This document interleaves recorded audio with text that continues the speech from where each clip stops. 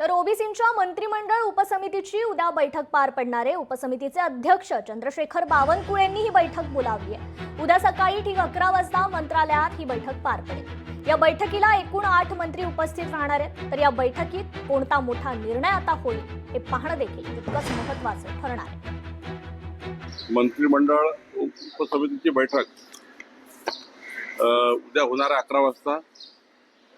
या बैठकीला आपल्या पंकजाताई मुंडे, छगन भुजबळजी, दत्तात्रय भरणेजी, गुलाबराव पाटीलजी आणि आमचे सर्व उपसमितीचे मंत्रिमंडळातील सर्व सन्माननीय सदस्य या ठिकाणी असणार आहेत। संपूर्ण ओबीसी समाजाचे जे प्रश्न आहेत, ज्या ज्या मागण्या आल्या आहेत किंवा जे काही संभ्रम आणि शंका भुजबळ साहेबांच्या असतील किंवा इतरत्र सन्माननीय मंत्रिमंडळातील सदस्याच्या असतील, त्या आम्ही त्या ठिकाणी मी ऐकून घेणार। लोकशाही मराठी ऐका, पहा, जागरूक रहा।